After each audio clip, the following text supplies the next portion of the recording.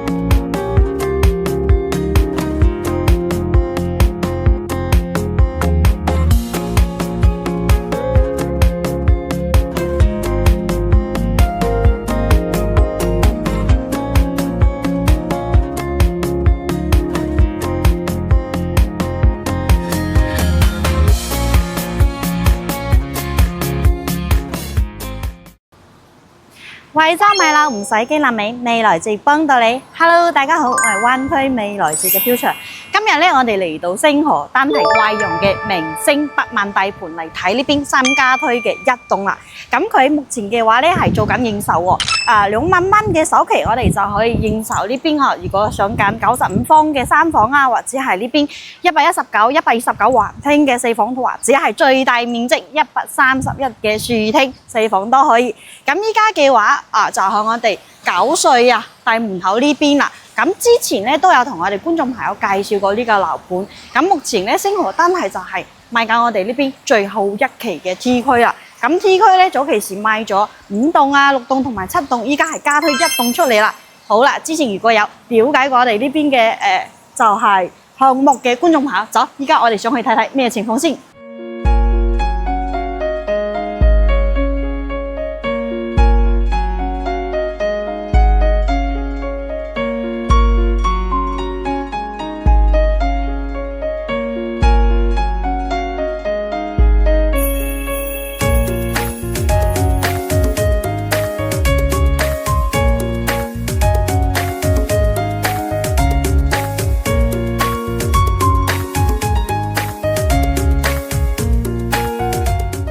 好啦，依家我哋就嚟到7棟呢邊睇翻一套95方嘅3房。咁咧入門咧呢邊就係我哋95方嘅玄關啦。咁可以見到發展商嘅交付標準，入戶大門咧都係做到呢一種哇好重而且質素非常之好嘅。咁後期我哋買翻嚟嘅話，亦都可以直接使用。咁呢邊咧都係有做咗好似呢一種嘅玄關櫃啊。咁擺啲我哋平時嘅鞋啊、生活工具喺呢度都可以嘅，紙巾包包都可以。咁就冇做得咁長啦。大概咧係做到呢邊。咁打開嘅話，裏面仲有一個比較精細啲嘅全身鏡咯。平時出門嗰陣時，我哋仲可以影一下自己嘅儀容儀表。咁咧右手邊就係我哋呢邊嘅廚房，都係 U 型嘅設計。咁佢呢邊嘅話咧，3件套啊，好似我哋呢邊嘅抽油煙機啊、爐頭啊，同埋呢邊嘅洗碗機都係交付標準。咁成個廚房咧，平時如果係屋企有2-3個人喺呢邊幫下手煮餸啊、洗菜都係足夠嘅，唔會話逼咯。咁呢邊仲可以留翻俾我哋擺一部90公分雙開門嘅雪櫃位。咁呢邊睇翻我哋裏面飯廳同埋客廳嘅設計。咁95方嘅話，佢嘅開間就3.5米咁闊啦。咁後期如果想喺呢度做埋到頂呢一種嘅餐邊櫃都可以裝飾一下咯。咁亦都可以亮翻呢邊嘅牆度咧，再做埋呢一種好似擺啲精細啲嘅櫃好似杯咖啡機喺呢度都可以。咁成個飯廳如果平時坐5-6個人都可以適應得到㗎。咁睇翻呢邊嘅客廳嘅尺寸，咁3米5嘅開間嘅話咧，咁就平時想坐最高都係坐5到7個人就可以啊，多嘅話就會逼啦。咁後期都可以參考一下示範單位咁樣家私擺法。咁後期呢邊嘅電視機啊、電視櫃喺呢度咯，但係呢邊嘅電視背景牆唔係交標。後期我哋如果想加嘅話，攞咗鎖匙交咗樓，亦都可以加啲呢一種好似裝飾一樣咯。再行出去睇翻呢邊嘅露台，咁露台咧，首先呢邊唔係交付標準，如果後期想加嘅話咧，就要我哋自己出錢去加啦。咁平時我哋嘅洗衣機擺喺呢度咯，咁呢邊平時仲可以洗啲我哋嘅襪啊，或者係其他啲好似要洗嘅嘢都可以嘅。咁佢嘅朝向係一個正南朝向，咁一棟咧係我哋最裡面嘅，咁佢嘅95方出嚟嘅話，佢成個景觀啊都係望到我哋成個好似旁邊前面呢邊嘅淡水河啊，或者係望我哋內園嘅景觀都係非常之靚嘅。好，呢邊睇完睇翻我哋房間裡面嘅設計，95方咧係做到3房2廳2個洗手間。睇翻我哋第一間房，咁佢咧每間房下面呢邊都係有窗台唔可以 book， 咁如果想實用啲咧，就設計翻好似呢一種榻榻米嘅床咯。咁平時嘅話，想做埋1.5米啊、1.8米嘅床位都可以。咁間房咧會更加闊。咁如果想做長者房啊，或者係兒童房都可以嘅。採光視野望花園，仲可以望我哋淡水河景，都係非常之無敵噶。咁行過呢邊對面咧，就係我哋洗手間。咁睇一睇交付標準啦。咁先同我哋觀眾拍一個，推拉門係交付標準，同埋花灑、浴室寶全部都有。咁成個佢公呢邊嘅位置咧，都係非常之闊噶。咁大食啲嘅朋友就唔會話，咁逼嘅話點算咧？咁佢呢邊嘅位置真係好闊喎，唔使擔心。咁呢邊嘅坐廁啊，同埋我哋嘅鏡櫃啊、洗面盤全部都做好晒啦。後期咧都唔需要話去整改啦，直接使用都可以。咁再行入嚟呢邊就係我哋第二間房。咁一樣啦，呢邊都係有個窗台嘅，咁佢嘅採光日頭都係有陽光可以射入嚟嘅。咁間房我哋如果想做兒童房、書房啊或者客房都可以。咁 OK，呢邊睇翻我哋主人房，主人房入門呢邊都係做到可以實現咧，呢邊係有乾濕分離嘅淋浴間設計。咁同埋咧，佢2間洗手間全部都有做咗呢一種浴室寶噶。咁主人房裡面嘅話，佢就做咗呢一種智能馬桶啊。同埋我哋鏡櫃、洗面盤全部都有。咁睇翻裏面呢邊嘅空間好闊啊！咁3邊落床之後咧，我哋仲可以床位想擺1.8米、2米床都可以嘅。咁呢邊係有個窗台唔可以 book 咯。咁後期都可以參考一下。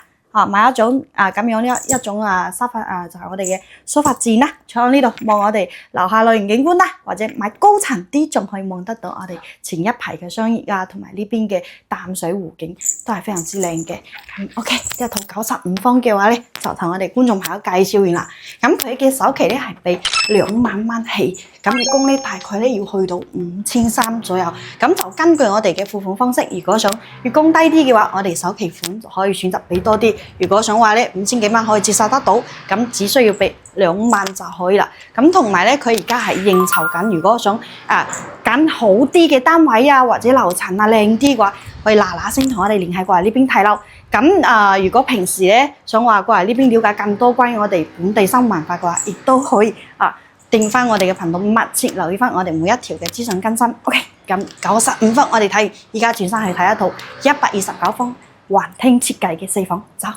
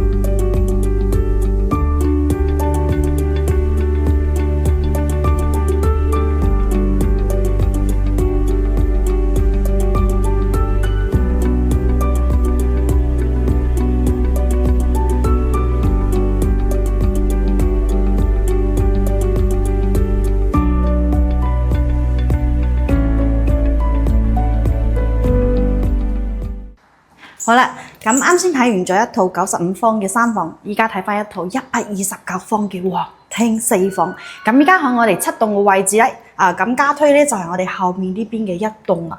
咁戶型咧都係同我哋7棟係一樣嘅2梯4房。咁兩部 lift 出嚟嘅話咧，我哋嘅03同埋呢邊嘅04咧係119同埋129環廳嘅4房。咁01同埋02咧就係我哋95方咧同埋131方嘅3房同埋4房啦。OK， 睇翻呢一套129嘅先。咁入門咧，佢呢度咧就係獨門獨火嘅。後期咧要唔要響呢邊咧？我哋再加埋一個移動鞋櫃響出面，就睇我哋觀眾朋友。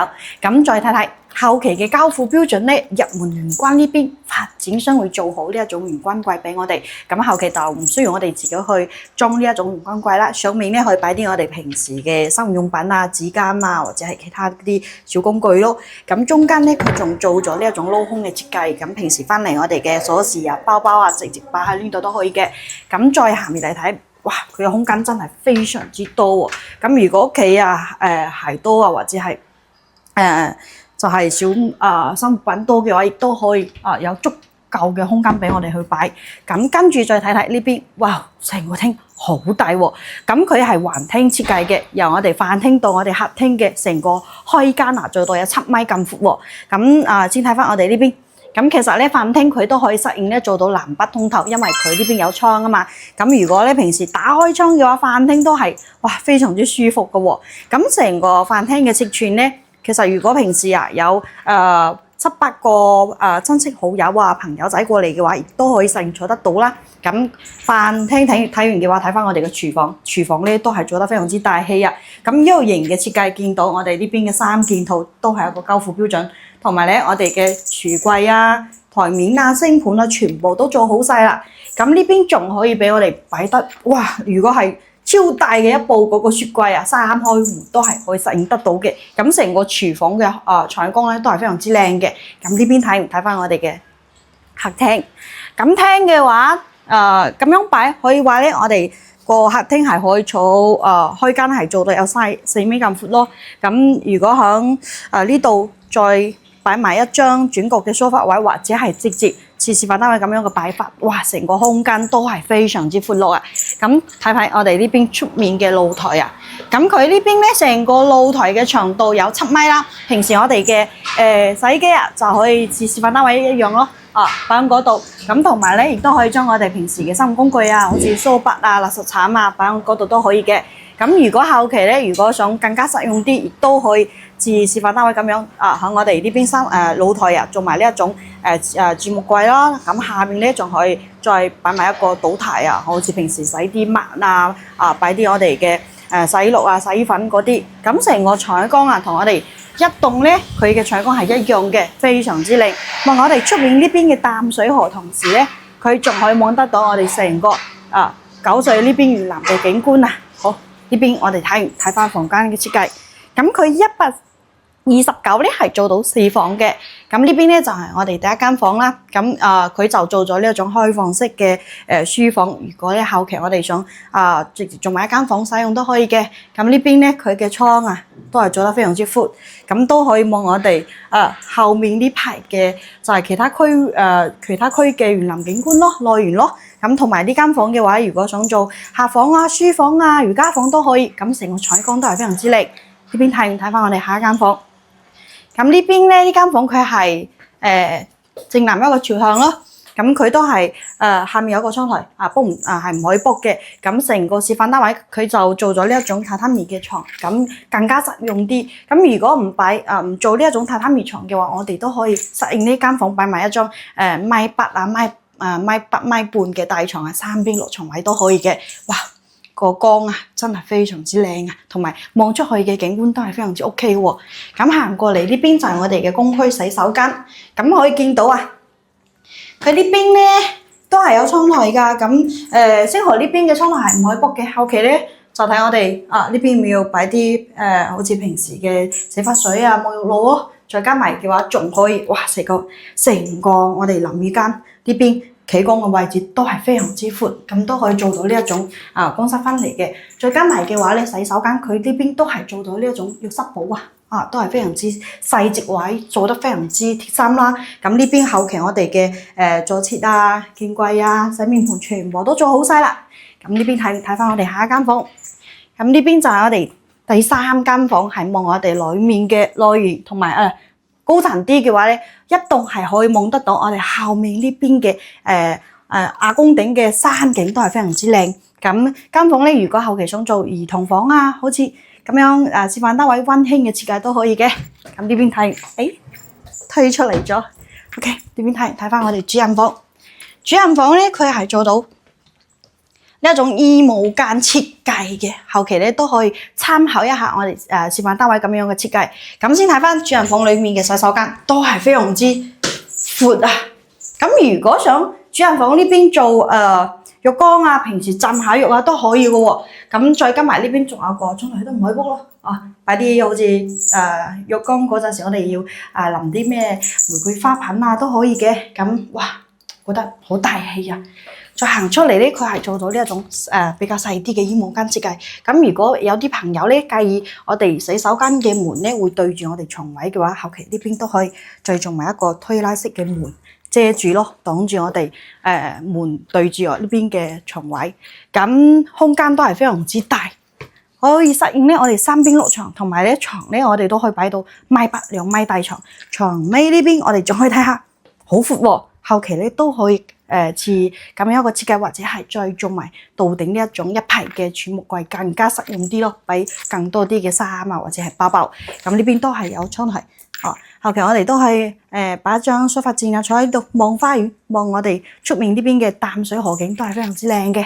咁呢一套129橫廳嘅4房，我哋就睇完啦。同觀眾朋友講下，咁佢嘅首期咧係可以選擇俾2萬起，咁月供咧因為係129方，佢嘅月供會比較高啲喎。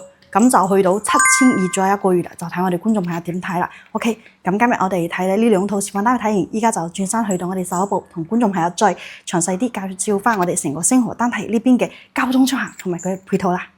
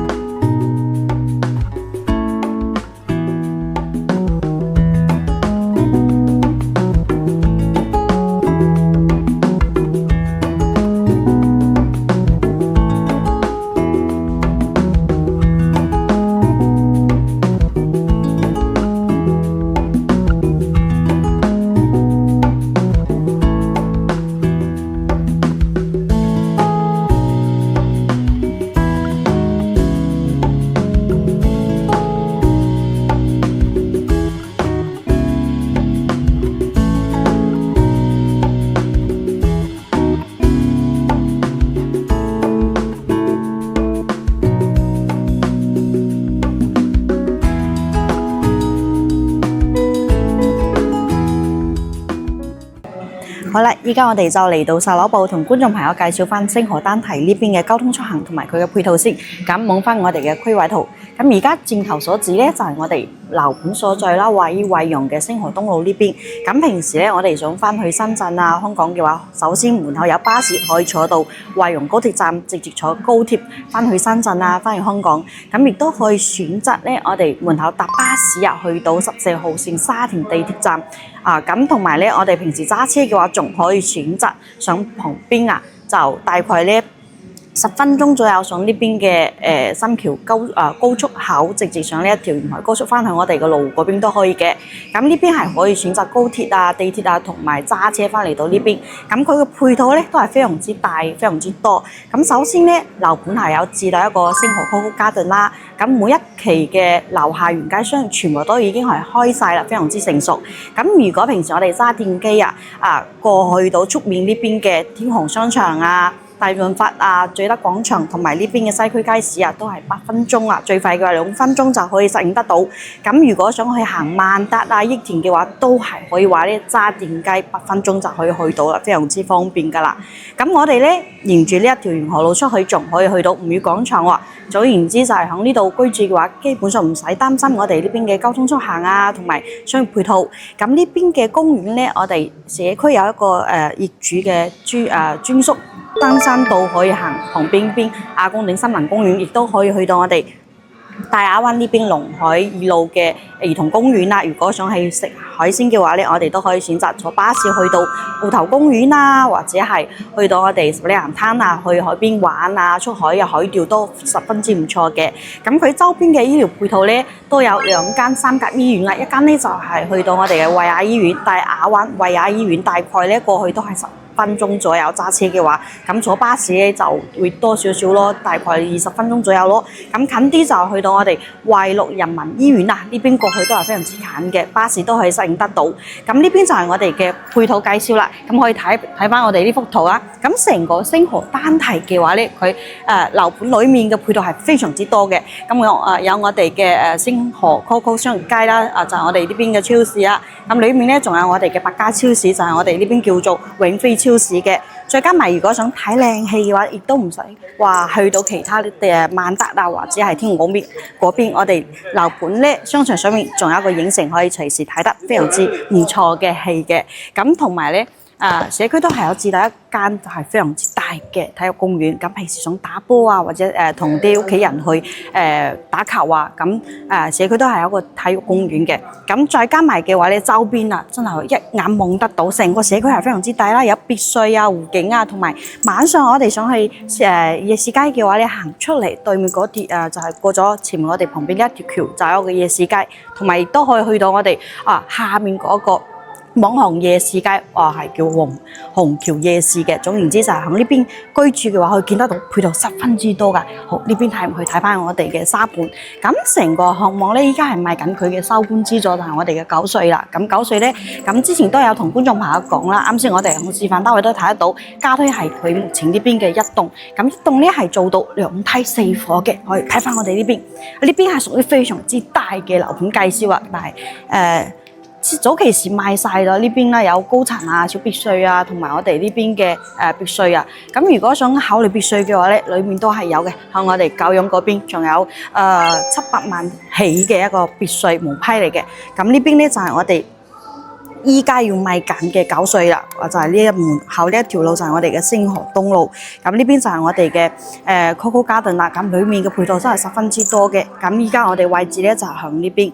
售樓部，咁售樓部咧呢邊仲有個業主食堂㗎。咁平時我哋唔想話自己煮餸嘅話，亦都可以幾蚊雞10幾蚊喺呢度解決我哋平時唔想煮餸嘅呢一種問題嘅。咁再加埋嘅話咧，樓下都有非常之多嘅食肆啦。咁基本上嘅話，我哋想自己煮餸食都可以。如果唔想嘅話咧，行出嚟大把可以俾我哋選擇。咁旁邊再行過嚟咧，呢邊就係我哋嘅惠陽高鐵站啦。我哋實年咧，如果係平時中意選擇坐高鐵翻嚟嘅話咧，呢個項目係最佳一個項目選擇嚟㗎。咁睇翻我哋呢邊9歲嘅成個沙盤先。咁9歲咧，一共係有7棟住宅。咁之前賣緊嘅5棟啊、6棟啊賣晒啦。咁部分咧仲有7棟嘅幾套都係比較高啲嘅單位，有131同埋我哋呢邊95方嘅。咁依家加推咧係呢邊嘅一棟2梯4伙。咁有94，啱先我哋睇嘅94 3房啊，119 4房同埋129同埋131嘅呢4個戶型。咁成個9歲咧，佢個配套咧就會比較細啲，因為成個地塊咧係比較細嘅。咁但係咧，裏面嘅好似就係我哋嘅陽光大草坪同埋陽光跑道啊、長者花園同埋呢邊涼亭全部都做好晒。